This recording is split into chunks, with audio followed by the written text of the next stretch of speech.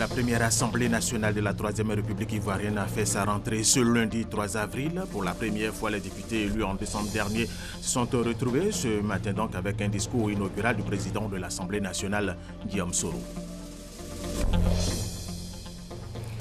Il n'y a pas que la Côte d'Ivoire qui est touchée par les problèmes de l'agro-business. Plusieurs pays du monde sont touchés par ce genre de souscription. Aux Émirats arabes unis, les structures interviennent dans le secteur de l'automobile. Au Gabon, il y a des exemples dans la microfinance. La première phase de la conférence d'entente nationale malienne s'est achevée dimanche à Bamako. Il a été demandé dans les résolutions d'engager des négociations avec un comité d'experts pour la recherche de la paix au Mali. Mesdames et messieurs, bienvenue et merci de nous suivre. Nous sommes en direct sur RTI 1. Nous vous le disions dans nos titres, la première Assemblée nationale de la Troisième République ivoirienne a fait sa rentrée ce lundi 3 avril. Pour la première fois, les députés élus en décembre dernier se sont retrouvés ce matin donc avec un discours inaugural du président de l'Assemblée nationale, Guillaume Soro. Il a invité les députés et l'ensemble des Ivoiriens à aller à la à la réconciliation pour le développement de la Côte d'Ivoire. Il veut par ailleurs faire de l'Assemblée nationale une institution qui est au cœur des réalités des Ivoiriens. Nous vous proposons un extrait de son intervention. Après les importants acquis obtenus au cours de la précédente législature, je voudrais m'engager à poursuivre avec vous, chers collègues, l'œuvre de repositionnement de notre institution dans la nation et sur l'échiquier international. Nous continuerons à jouer notre rôle, bien sûr, conformément au pouvoir constitutionnel dévolu. Comme je vous le faisais déjà remarquer, le 9 janvier dernier, à la suite de ma réélection à la tête de l'institution, je m'attellerai, au cours des prochaines années, à faire de l'Assemblée nationale une institution parlementaire en phase avec son temps, ouverte sur la société et qui appelle, par ses choix et par ses actes, au rassemblement de tous, une institution largement informée des préoccupations de nos compatriotes et qui travaille de concert avec le gouvernement à élever progressivement le niveau de vie des Ivoiriens. J'en appelle à la responsabilité de chaque député pour une culture du dialogue vrai et pour la poursuite sans relâche de la concertation entre les députés. Gardons à l'esprit, chers collègues, l'intérêt supérieur de la nation et ne perdons pas de vue le bien-être de nos concitoyens.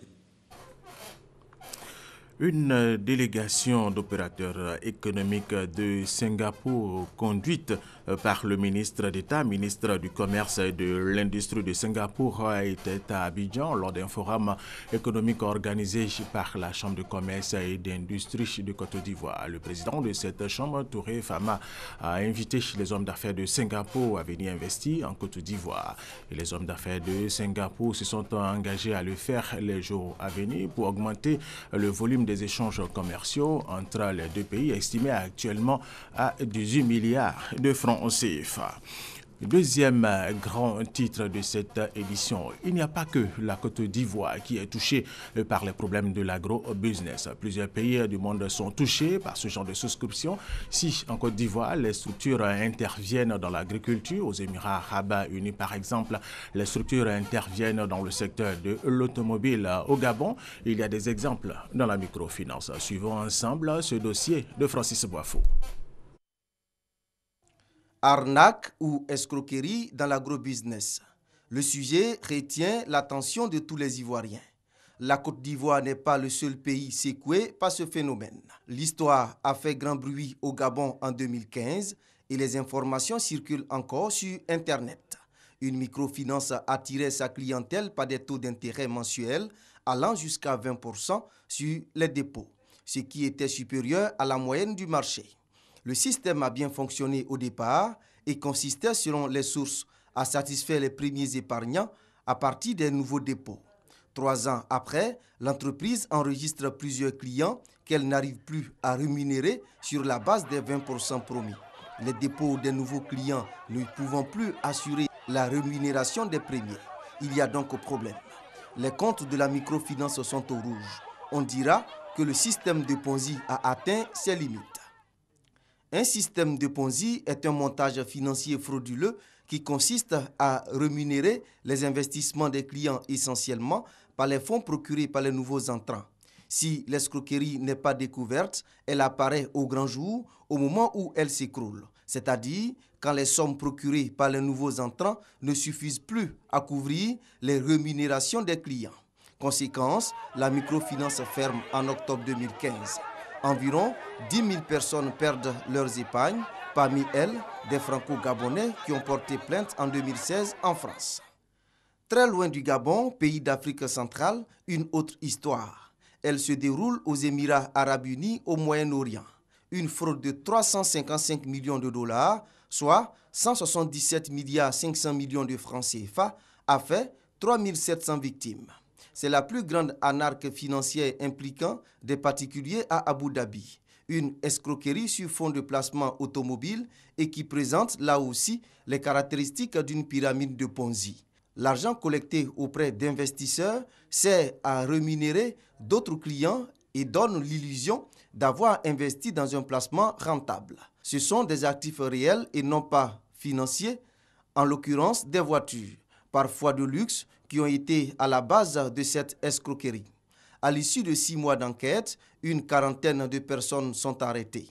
Toutes ces informations encore disponibles sur Internet laissent comprendre que l'arnaque est un fait réel et change de nom selon les pays et les domaines d'activité. En Côte d'Ivoire, le phénomène est apparu dans l'agrobusiness selon le gouvernement après une enquête. Il ressort de cette enquête que les retours sur investissement RSI promis aux souscripteurs ne sont pas payés à partir des revenus issus de la vente des récoltes tels que annoncés par les sociétés d'agrobusiness, mais proviennent plutôt de nouvelles souscriptions. Un tel système s'écroule dès lors que les derniers souscripteurs ne sont plus suffisamment nombreux pour payer les premiers. L'enquête révèle aussi que les auditions des promoteurs ont fait ressortir les premiers signes d'essoufflement du système de paiement avec des taux allant de 100 à 1000% en août 2016. Pour le comité de veille, le mode de fonctionnement des entreprises d'agrobusiness ressemble au schéma de la microfinance du Gabon et des opérateurs d'Émirats arabes unis et qui ont fait perdre totalement le capital des clients. La situation inquiète les autorités.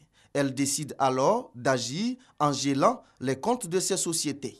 Ailleurs, quand ce genre de choses arrivent, en tenant compte de leur caractère illégal, on met fin à l'activité. Le souscripteur, c'est-à-dire ceux qui sont engagés dans cette opération, perdent. L'entreprise, le promoteur, perd. Et puis les ressources sont séquestrées. Mais en Côte d'Ivoire, le président de la République, soucieux du bien-être de la population, a demandé que le gouvernement se saisisse de cette question, de faire en sorte que les gens rentrent dans les fonds qu'ils ont investis. Ce que vous devez savoir, un jour on aura arrivé à un moment où les entreprises n'allaient plus être en mesure d'honorer leurs engagements. C'est en ce moment-là qu'on allait avoir un drame. Un drame au niveau des êtres humains, un drame au niveau de l'économie de notre pays, un drame au niveau du système bancaire. Le gouvernement lance le processus de remboursement du capital initial investi à partir des soldes disponibles sur les comptes des entreprises d'agrobusiness par l'identification des souscripteurs. Suivront des semaines après la phase de remboursement par virement bancaire. La première phase concerne 7 sociétés pour lesquelles les niveaux de ressources disponibles sont satisfaisants parce qu'ils permettent aux souscripteurs de recouvrer entre 50 et 100% de leur investissement. Cette première phase a effectivement démarré le 15 mars 2017. La phase 2 de l'opération de remboursement qui a démarré le 23 mars dernier se rapporte, selon le porte-parole du gouvernement, aux entreprises dont les soldes bancaires disponibles sont compris entre 20 et 50%. Suivront les phases 3 et 4 dont les taux de remboursement sont compris entre 0 et 20%. Il est important que les travaux en cours de recherche ou de ressources cachées ou d'actifs aliénables, que ces recherches-là se poursuivent. L'objectif étant de rembourser le plus possible aux souscripteurs. Et le porte-parole du gouvernement d'insister sur l'engagement des autorités à gérer au mieux la crise qui secoue le secteur de l'agrobusiness au bénéfice des souscripteurs. Le dossier signé Francis Boifo. Tout à fait autre chose à présent. L'État ivoirien et le Fonds cohésion ont signé un accord de prêt la semaine dernière dans le cadre de la construction d'un lycée technique et professionnel à Daloa. Les travaux vont coûter plus de 10 milliards de francs CFA. Le lycée sera doté d'un internat de 600 places. Perpétuellement, Justine Seydjike. 10 milliards de francs CFA de prêts octroyés à l'État de Côte d'Ivoire par le Fonds cohétien pour le développement économique arabe. Cette somme est destinée à la construction du lycée technique et professionnel de Daloa. Le directeur général adjoint du Fonds cohétien pour le développement, Ghanem Soulaman Al-Genaïman, a réaffirmé le soutien du Koweït à la Côte d'Ivoire à travers le financement des projets du secteur éducation-formation, secteur prioritaire pour tout pays qui aspire à l'émergence. Le ministre Adama Koné, ministre de l'économie et des finances, a salué l'excellence des relations entre le Koweït et la Côte d'Ivoire et a exprimé sa gratitude au secrétaire d'État chargé de l'enseignement technique et de la formation professionnelle dont l'engagement et les actions menées avec son cabinet ont permis la signature de cet accord avec le Koweït, l'un des principaux bailleurs de fonds d'un grand projet d'infrastructure en Côte d'Ivoire. Cette coopération qui a débuté à la fin des années 1999 s'est renforcée depuis lors avec la participation du Fonds cohésion au financement des projets majeurs dans notre pays. Avec un taux d'intérêt de 1% et une durée de 26 ans, dont 5 ans de différé, ce prêt présente des caractéristiques intéressantes pour la Côte d'Ivoire et porte environ 31 milliards 27 millions de francs CFA, l'ensemble des engagements du Fonds cohésion en faveur de notre pays. Le lycée technique professionnel de Daloa va contribuer à la formation de 2000 jeunes dans les filières de la mécanique, de l'agroalimentaire, du génie civil et de l'électronique. Il sera doté d'un internat de 600 places. Le ministère de l'Éducation nationale, de l'enseignement technique et de la formation professionnelle, à travers sa direction des stratégies de planification et des statistiques des SAPS, a présenté les résultats des données statistiques scolaires 2016-2017. On en parle avec Koné Pargasoro. 174 264 élèves enregistrés dans l'enseignement préscolaire en 2016-2017 contre 161 696 l'année précédente. Au primaire, il faut noter 416 745 redoublants, soit une proportion de 11% de l'effectif contre 13% en 2015-2016. 54% des redoublants sont des garçons. Toujours au primaire, en 2015-2016, on dénombre 404 cas de grossesse contre 512 cas en 2014-2015. Dans le secondaire général, 29% des établissements sont publics et accueillent 50,2% des effectifs des élèves. Ce sont entre autres indicateurs exposés par le directeur des stratégies, de la planification et des statistiques d'ISPS au cours de la présentation des résultats des données statistiques scolaires 2016-2017. Nos systèmes éducatifs, au niveau de la qualité ou bien de la couverture, fait beaucoup d'efforts parce que le gouvernement a décidé que l'émergence passe par le système éducatif ivoirien. La présentation des résultats des données statistiques scolaires 2016-2017 s'est faite en présence des acteurs du système éducatif, des partenaires techniques et en présence de la ministre de l'Éducation nationale, de l'enseignement technique et de la formation professionnelle. Pour que nous ayons un système éducatif de qualité, tout ce qui est entrepris doit être de qualité. Dans toutes les directions, dans tous les services, dans tous les établissements, par tous les acteurs. Et donc, nous apprécions le travail qui est fait. Les résultats des données statistiques scolaires montrent de façon succincte les chiffres globaux et indicateurs clés du système éducatif ivoirien. Dans le cadre de la bonne coopération entre la Chine et la Côte d'Ivoire, la fondation Shanghai United Charity, composée de femmes d'affaires chinoises, a organisé samedi une cérémonie de remise de kits scolaires au lycée Sainte-Marie de Cocody. Christy Demandé, Isaïe Ochona. Des kits scolaires composés de matériel artistique, de calligraphie et de t-shirts remis au lycée Sainte-Marie de Cocody. Une initiative de la fondation Shanghai United Charity qui regroupe des femmes d'affaires chinoises. Ce geste vient renforcer le système éducatif. Je remarque qu'il y a beaucoup de personnes qui s'intéressent à la chose culturelle chinoise avec un potentiel éducatif assez modéré. Donc pour booster cette éducation en milieu scolaire comme en milieu culturel, elle a voulu se propager ici jusqu'à Côte d'Ivoire. Après, elle avait le de l'école Sainte-Marie pour vous donner ce qu'il y a de meilleur aussi de la Chine ici. En plus de cela, la Fondation souhaite tisser des liens d'amitié et de partenariat avec le lycée Sainte-Marie et offrir une opportunité aux élèves. Ces élus pourront poursuivre leurs études en Chine. Pour sa part, le proviseur a traduit toute sa gratitude aux donateurs. Nous sommes très heureuses parce que depuis le mois de février, nous avons commencé une initiation au chinois avec certains de nos élèves. Donc ce matériel va nous aider à aller de l'avant et à avoir plus d'adhérents pour le club des amis de la Chine. Ce moment de convivialité entre la Côte d'Ivoire et la Chine a permis d'apprécier la danse ivoirienne et chinoise.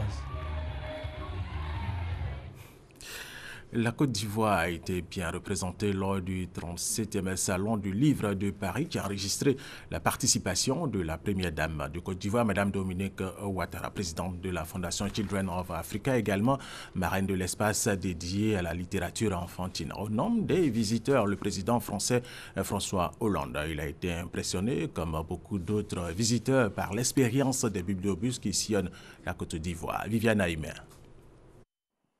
37e Salon du Livre de Paris. Nous sommes au pavillon baptisé Lettres d'Afrique, pavillon spécialement dédié à la promotion de la littérature africaine. Grands et tout petits visiteurs du salon ont été émerveillés par les contes de l'écrivaine Michel Laura et surtout l'expérience des bibliobus de la Fondation Children of Africa, de la première dame Dominique Ouattara. Nous félicitons la fondation de la première dame Dominique Ouattara qui fait des actions exceptionnelles et nous invitons cette fondation à Conakry, capitale mondiale du livre, qui dure toute une année, du 23 avril 2017 jusqu'au 22 avril 2018. Bibliobus, une superbe initiative parce que on emmène le livre se promène. Le livre pour nous c'est la vie, c'est le rêve, c'est le voyage. Il fallait montrer aux enfants les bienfaits de la lecture, susciter le goût de la lecture et maintenir ce goût de la lecture-là. Donc nous nous sommes mis ensemble pour dérouler ce projet Bibliobus et aller vers les enfants, faire de la lecture de proximité. Fait marquant de cette participation ivoirienne au 37e Salon du Livre de Paris, la visite du président français François Hollande. Lui également est tombé sous le charme du travail abattu par la Fondation Children of Africa. Ça, c'est un bibliobus, ça. C'est un bibliobus, il est là, il est visible. Et il est là, il est là. Voilà, il est là. Le bibliobus, on en a 8 en ce moment. 8 en ce moment? Oui, va vers les enfants. Pour les enfants. Promouvoir le livre et la lecture. Très bien. Bravo, très belle initiative. Et vous Merci. féliciterez Mme Ouattara. Merci, Monsieur le Président. Je connaissais déjà cette fondation parce que Mme Ouattara m'en avait parlé. Et donc nous faisons en sorte d'ailleurs de multiplier ces expériences, en France aussi, parce que nous avons besoin d'apporter des livres partout où il y a des enfants qui quelquefois en sont privés. À la suite du chef de l'État français, c'est le Premier ministre Bernard Cazeneuve qui a visité le stand ivoirien. C'est en 2008 que la Fondation Children of Africa a initié la caravane des bibliobus en vue de promouvoir le goût de la lecture chez les enfants. Autre information revenant en Côte d'Ivoire, le conseil régional du Ourodougou a offert du matériel biomédical au centre de santé urbain de Morondo dans la localité de Séguéla. Et ce matériel va renforcer le plateau technique de ce centre de santé. Konaté Ngana. Des lits d'hospitalisation, des chaises sanitaires, des fauteuils roulants pour handicapés moteurs sont en autres les dons faits par le président du conseil régional du Ourodougou au centre de santé de Morondo. Morondo est un chef-lieu de sous-préfecture qui a un centre de santé qui a été construit il y a de cela de longues années et qui était tombé complètement en ruine. Le centre de santé a été réhabilité. Donc on a refait tous les murs, refait la peinture, la charpente. Aujourd'hui, il s'agissait d'apporter, n'est-ce pas, le contenu, n'est-ce pas, des équipements médicaux pour que ce centre de santé devienne vraiment un centre de santé urbain digne de ce nom. Les bénéficiaires se sont engagés à veiller au bon usage de cet important matériel médical tout en exprimant leur reconnaissance à l'endroit du donateur. Nous sommes déjà très heureux de recevoir ce don pour accroître notre offre de soins et puis aussi accueillir de nouveaux malades et puis satisfaire leurs demandes. Surtout le laboratoire complet que nous avons, ça va nous aider vraiment dans notre diagnostic et aussi dans la prise en charge des malades. Surtout qu'auparavant, on était obligé, pour des examens vraiment élémentaires, envoyer des malades à Kani. Aujourd'hui, avec cet équipement qu'on a, je pense qu'on peut faire des examens sur place, traiter les patients sur place et puis on aurait un bon rendement. Ce don de matériel de santé d'une valeur de 18 millions de francs CFA va contribuer certainement au renforcement des moyens de prise en charge des malades de la localité. L'organisation non gouvernementale Groupement Famille a offert le samedi dernier à Mankono du matériel agricole aux paysans de 8 coopératives de la région du Berry. Cette ONG veut encourager les membres de cette coopérative à travailler davantage pour améliorer la qualité de leurs produits. Connu par Gassoro. Des brouettes, des arrosoirs, des machettes, des sacs de semences, mais également des chaises et des bâches. Ce sont entre autres dons de l'ONG Groupement Famille aux paysans des coopératives des sous-préfectures de Kongasso, de Kounaïri, de Tienoué, de Bondougou, de Sarala, de Dianra et des 3 quartiers de Mankono. Ce don, selon les responsables de l'ONG Groupement Famille, vise à soutenir et à encourager les paysans de ces différentes coopératives à travailler davantage pour la réussite de leur champ, mais aussi à contribuer à leur autonomisation. Notre mission, c'est d'aider nos sœurs dans le secteur vivrier, les amener à être autonomes. Aujourd'hui, il faut être autonome dans tout le compartiment. Il ne faut pas attendre le frère qui est en Europe ou bien la sœur qui est quelque part à la Riviera. Le parrain de cette cérémonie, l'honorable Issaka Fofana, député de Sifi Orofla et Kamalou, a exhorté les bénéficiaires à en faire bon usage. Il ne faudrait pas que, un an après la remise d'aujourd'hui, que les bénéficiaires soient encore dans la même position. C'est de faire en sorte que chaque fois que nous venons, nous sentions n'est-ce pas, une amélioration dans les conditions de vie des bénéficiaires. Et c'est seulement à partir de ce constat-là que l'ONG va se retrouver encouragée dans ses activités. Heureux, les bénéficiaires n'ont pas manqué de traduire leur reconnaissance aux donateurs. L'ONG Ma Famille a voulu penser à nous. Vraiment, nous sommes très contents. Voilà. Si c'est le côté travail, vraiment ne vous inquiétez pas. Nous sommes toujours prêts. Cette cérémonie de remise de matériel agricole aux paysans des coopératives du département de Mankono a bénéficié du soutien de la Mutuelle de développement de Mankono, du corps préfectoral, des guides religieux, des élus et cadres de la région. Créée en décembre 2015, l'ONG Groupement Famille entend les jours à venir organiser des campagnes de sensibilisation sur l'importance de la scolarisation de la jeune fille et sur la lutte contre la pauvreté et du travail des enfants. Le conseil d'administration de la société coopérative Tiboni Kupka Dokruyo, basée à Soubré, a remis à ses producteurs membres du matériel agricole d'un coût total de 22 millions de francs CFA. C'était lors de sa deuxième assemblée générale ordinaire et c'était également en présence de notre reporter Vénan Seman Niamien. 60 tonnes d'engrais, 300 machettes et 300 limes offerts aux membres de la société coopérative Tiboni Kupka Dokruyo. D'un coût global de 22 millions de francs CFA, ce don est la matérialisation des belles performances économiques réalisées par la coopérative au cours de la campagne cacaoyère 2016. Selon les responsables, la coopérative a collecté et commercialisé plus de 6 000 tonnes de fèves de cacao et réalisé un excédent net de plus de 33 millions de francs CFA. En faisant ce don, les responsables veulent encourager leurs sociétaires à plus d'abnégation au travail afin de bâtir une entreprise forte et compétitive. À entendre les responsables, la coopérative compte multiplier les séances de formation aux bonnes pratiques agricoles pour atteindre l'objectif 0 sous-grade de cacao. Ils entendent aussi engager un vaste projet de renouvellement et de revitalisation du verger, de lutter contre la maladie du cacao qui sévit dans le département de Soubré, sans oublier les projets sociaux, notamment la construction d'écoles, de centres de santé et de pompes hydrauliques villageoises pour soulager les producteurs.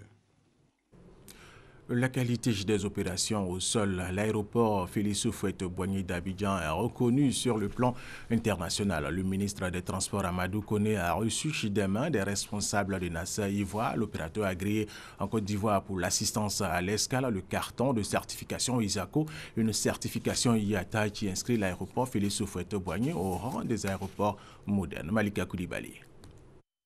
L'aéroport international Félix Houphouët-Boigny d'Abidjan sur les marches de la modernisation. Dans les mains du ministre des Transports, le carton de la certification Isago pour le service de manutention au sol. Une certification obtenue par Nassivoire, agréée par l'État de Côte d'Ivoire pour gérer l'assistance à l'escale et faire du principal aéroport ivoirien un aéroport conforme aux standards internationaux. Il était important pour nous qu'il y ait donc cet audit des opérations au sol pour nous assurer que nous avons une qualité de service au sol donc, qui permet de rassurer les passagers, qui permet de rassurer les compagnies aériennes donc, qui opèrent ici, mais qui permet aussi de rassurer donc, les aéroports de destination des compagnies aériennes donc, qui partent d'Abidjan.